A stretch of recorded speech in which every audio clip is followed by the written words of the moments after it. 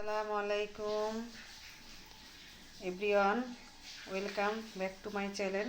আমি আবারও ফিরে আসলাম আপনাদের মাঝে নতুন একটি রেসিপি নিয়ে। আনকমন একটা রেসিপি, কাঁচা কলা দিয়ে ফ্রেঞ্চ ফ্রাই তৈরি করে দেখাবো আজকে আপনাদের। এই ছোট ছোট কাঁচা কলা, এগুলোকে এখন কেটে কাটবো আমি ফ্রেঞ্চ ফ্রাই মতো করে। সারা বছর তো আলু দিয়ে খাইলেন, এবার নতুন একটা রেসিপি দেখাচ্ছি আপনাদের, কাঁচা কলার ফ্রেঞ্চ ফ্রাই। এখন আমরা এটাকে ছুলে সুন্দর করে কেটে নেব। আমি এই যেভাবে করে কেটে নিচ্ছি, কেটে ধুয়ে নিচ্ছি। এখন এগুলোকে আমি একটু ভাপিয়ে নিব গরম পানি দিয়ে আর একটু সামান্য কিছু লবণ দিয়ে।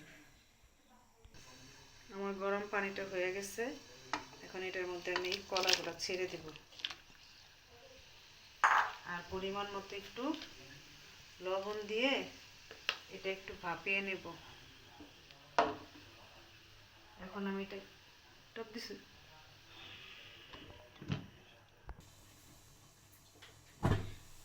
আমার এটা ভাপানো হয়ে গেছে। এখন আমি এটা চুলার থেকে নামিয়ে নেব, নামিয়ে এটা এখন ছেঁকে নেব। এটা এখন আমি একটা বাটিতে নিয়ে নিছি এবং কিছু মরিচের গুঁড়া দিয়ে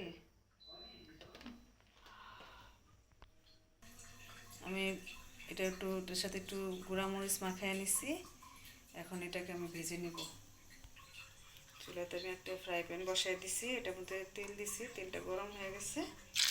এগুলো এখন তেলের মধ্যে দিয়ে দেবো। এগুলোর উপরে আমি বাদামি রং করে এগুলোকে ভেজে নেব সবগুলো।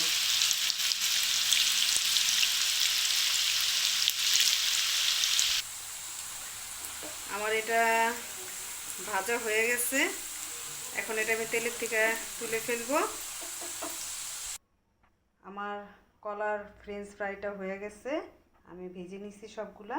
এখন এটার মধ্যে আমি কিছু বিট লবণ এবং কিছু টেস্টি লবণ আমি দিয়ে দিলাম, দিয়ে এটাকে আমি একটু মিক্স করে নেব। তারপর আমি পরিবেশন করব এটার মধ্যে। আমার এটা পরিবেশন করে দিলাম।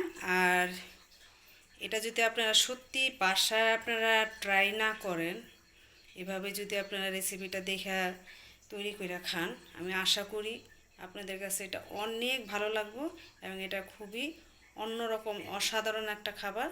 এটা মাত্র 10 মিনিটে তৈরি করা যায়, 10 মিনিটে তৈরি করা যায়, একটা আনকমন একটা খাবার। আর আশা করব ইনশাল্লাহ আমার রেসিপিটা আপনাদের ভালো লাগছে। আমার রেসিপিটা ভালো লাগলে একটা লাইক কমেন্ট শেয়ার করে দেবেন। ইউটিউব চ্যানেল থেকে দেখলে আর ফেসবুক পেজ থেকে দেখলে একটা ফলো দিয়ে দিবেন। সুস্থ থাকবেন, ভালো থাকবেন, আমার জন্য দোয়া করবেন, আমার পাশে থাকবেন ইনশাল্লাহ। ভালো থাকেন, আল্লাহ হাফেজ।